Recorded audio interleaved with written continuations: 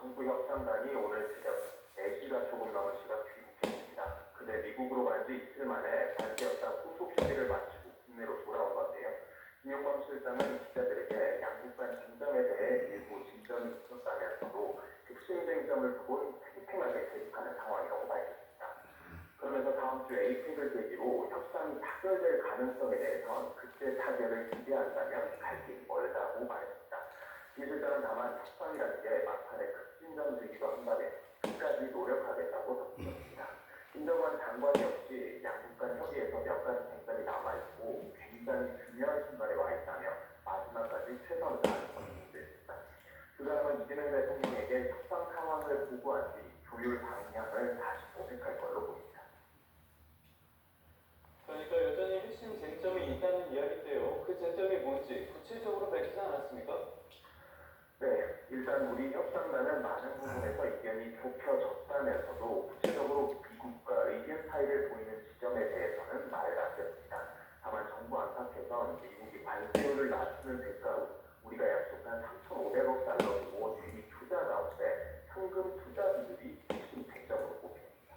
애초 전액 달러 현금 투자를 요구했던 미 측은 최근 여기에서 한 발 물러서는데 그러나 여전히 상당한 규모의 현금 직접 투자를 우리 측에 압박하는 걸로 알려졌습니다.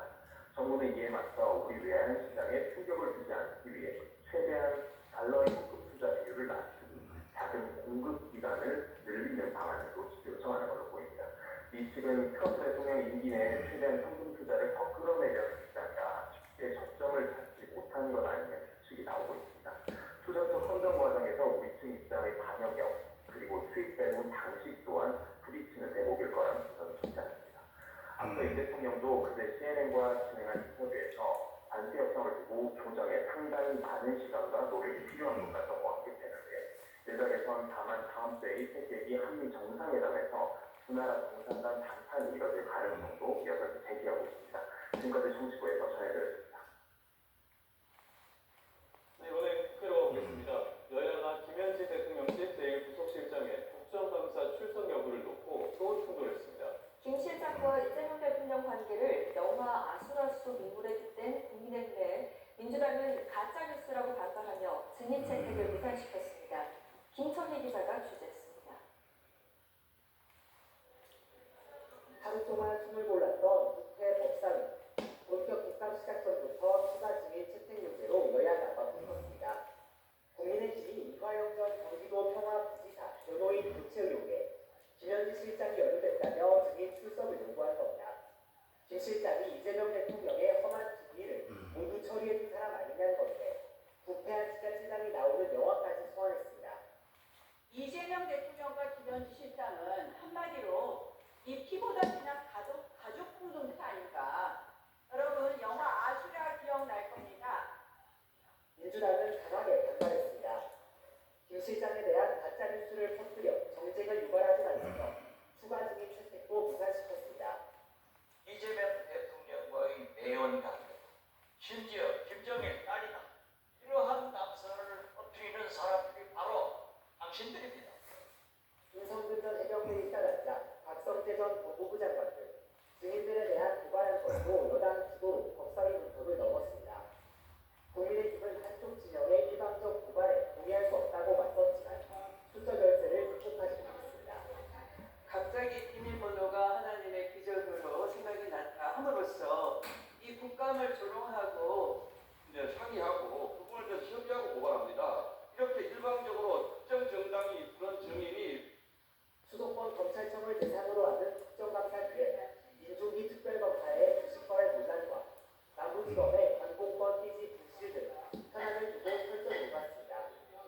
민중기 특검은 서울 적장고법 부장판사로 있으면서 1억 5천만 원의 차익을 남겼어요. 이지도 다 없었죠? 검사가 한 짓이에요. 이에 대해서 어떤 조직적 공표가 있었는지 검찰청 폐지까지 1년도 채 남지 않았지만 주요 검찰청에 대한 마지막 국감에서도 사법체계 개편에 관한 논의는 뒷전으로 밀려난 모습입니다. YTN 김천입니다. 국회 과방위 국정감사에서 감사는 없었고요. 최민희 과방위원장은 잡음이 훨씬 더 크게 들렸습니다. 최 위원장이 최근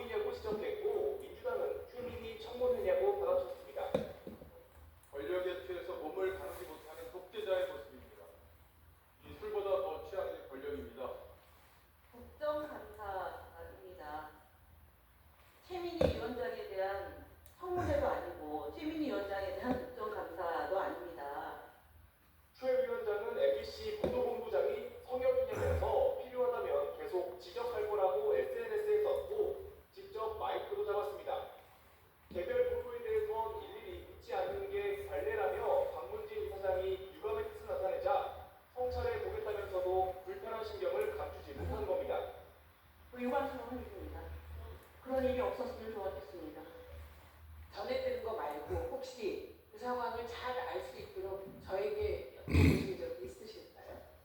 민주당에서도 심각하게 보고 있다. 과유불급 등 부정 반응이 잇따랐고 주말에는 원내대표의 입장 표명이 있을 거라는 경고까지 나왔습니다.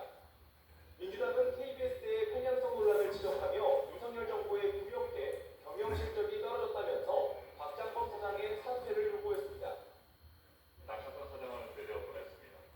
즉 각이라고 하는 별명 싫겠습니다만 그런 생육 뉴스가 KBS에서 이뤄진 거 아니겠습니까? 국민의힘은 최민희 과방위원장이 자신은 몰랐다는 해명과 달리 딸의 결혼식에 화환을 보내달라